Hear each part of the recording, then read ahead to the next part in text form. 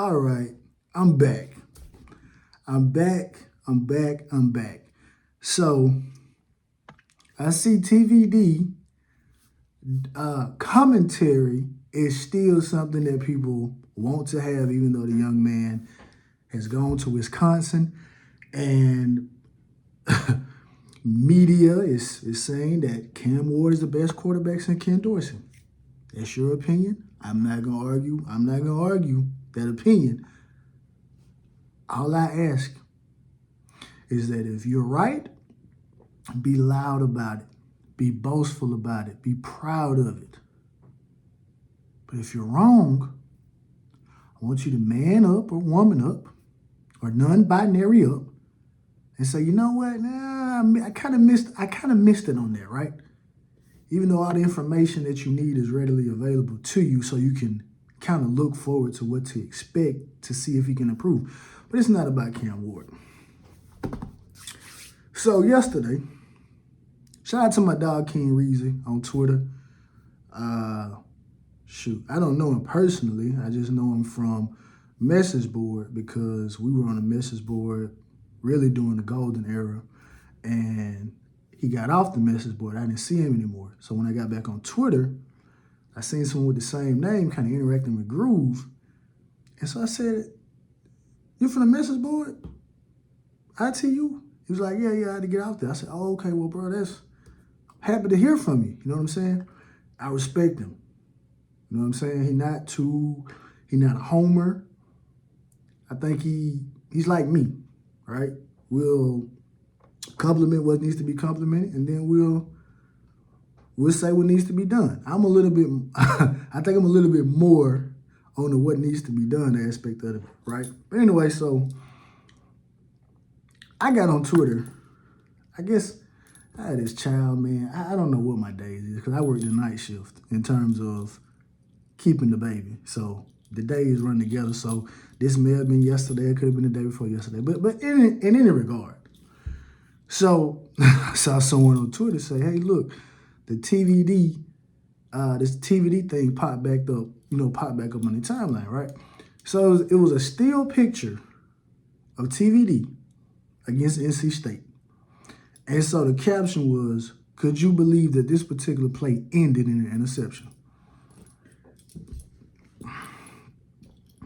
Look at that pocket. So I said, you know what, man? I'm tired of hearing about this clean pocket, right? Let's put some context to this clean pocket. Let's put some context to it. Because when you hear clean pocket, what people are getting, because obviously the statistics show that he threw 10 interceptions in clean pockets, right? But no one went into detail. No one said how many people were rushing. No one said, if it was 4-on-5 or if it was 5-on-5 or nothing. They just say clean pocket, right? So since the NC State game is the game that this particular still photo is from, I said, let me go watch the NC State game. Now I don't have to watch it in its entirety because YouTube has made it, the ACC Digital Network, they showed the highlights of the game. Obviously, it wasn't a very enjoyable game for a couple of reasons. For one, we lost. For two, the offense looked abysmal. For three, their offense looked abysmal. For four, it just wasn't that many points in the game. You know what I mean? So I went back and I looked at it, right? So TVD threw 3 interceptions that particular game. 3 of them.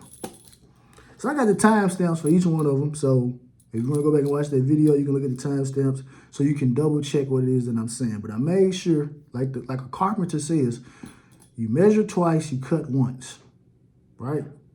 You measure twice, you cut once. But I measured 3 times. I rewatched these 3 times, right? So interception 1 comes at the 2-minute and 50-second mark. Now let me tell you what's interesting about this, right? Interception 1 was a 2-man route. You may say, Shad, okay, it's 2-man route. What? Okay, cool. They only rushed 3,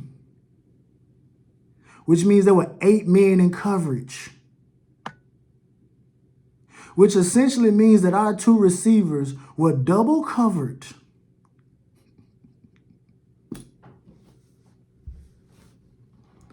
They were double covered. The tight end leaked late, but somebody was kind of eyeing him.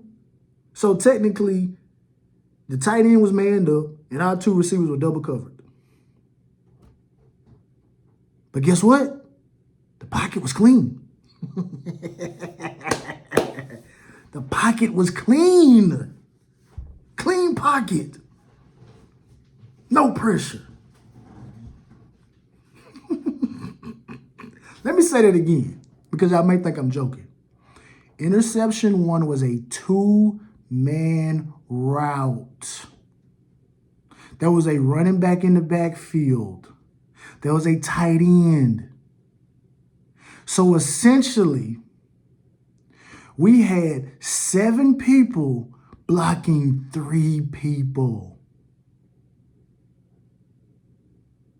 Oh, we could say 7 blocking 4 because, like I said, it was a guy on the tight end. So we got 7 blocking 4. The pocket's supposed to be clean. 2-man route, 8 in coverage. 2-minute, 50-second mark. Let's go back. So let's go to interception number 2. At the 6-minute, 32-second mark. This was a little bit better.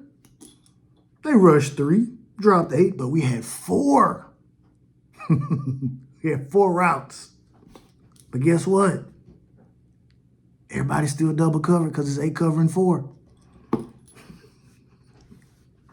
But guess what? The pocket was clean. Interception number 3 comes at minute 7:36. Guess what NC State did? They rushed 3, dropped 8, and we put 3 routes out on the field.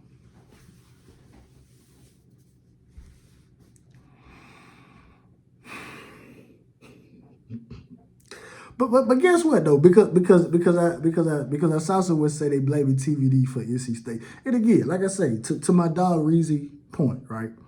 You're supposed to make better decisions as a quarterback. But I gotta ask this question. What decision can I make if I got 2 men out on a route? Zone coverage, which means if I take off, they can converge on me. And it's 8 people in coverage, I got 2 routes. And I ain't talking about nobody running no crossing route either. I'm talking about they getting vertical. 8 men. 2 routes. 8 men, 4 routes. And again, let me tell you about all these. You know another thing about all these interceptions? They're all down the field. Remember, spring, we're going vertical. We went vertical, and they threw 3 interceptions this game. I'm going to tell you what's even more embarrassing. 2 of the sacks were 3-man rush with 6 blockers. So what does that mean for the people that do math? That means we essentially double team every one of their D linemen. And guess what? They still got pressure and sacks. But this TVD fault. This TVD fault. TVD, it's your fault we lost the NC State game. Because you had a clean pocket.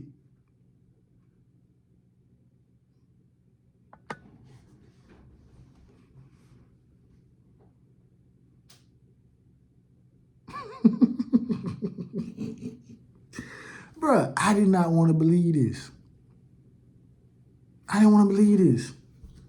Bruh, your first interception was a 2, like. But you know what? What do I expect? What did I say in my videos? I said Shannon Dawson's a play call. He's not a coordinator. Because what coordinator knows that they dropping 8 and you don't call a halfback draw? Or run a toss play. Like, what is going through your mind? Now I know people that probably get in the comments, oh man, you taking off a TVD. Let's put the emotion to the side and let's just ask the question. Because I'm sure all of us have played video games before. What situation are we going to, let's say we set up a simulation in practice. And I do prevent defense on Madden or old NCAA game. Say I do that. and I send 2 guys on a route on the same side of the field. How successful am I going to be? How successful am I going to be?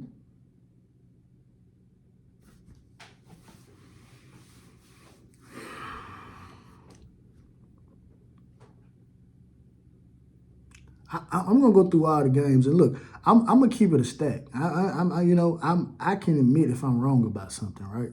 So I'm gonna go through. I'm gonna go back to the GT game, and if it's a situation where he just threw it and guys were not essentially double covered, I come out and say it. But it's like, why is this still a talking point? Why is TVD still the topic of conversation?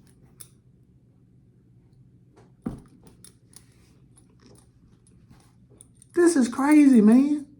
2 routes versus 8 in coverage. This video shouldn't even been 11 minutes long. So that's the end of that. Like I said, I'm going to go through the rest of the games. Hey, with that being said, check me out. Check me and Truck and Chubbs out Saturday. We're going to be talking about the NFL free agency. We'll talk about Nick Saban comments. Talk about top NBA point guards of all time. And a couple more things, right? So check us out. That's going to be 5:30 Central Standard Time. Check out my guy, South Coast Kane, tonight. The Rise of the Fall, 2008 season, which was supposed to be the class that brought Miami back. All right. With that being said, man, I'm out. Peace, love, and soul. It's all about the you.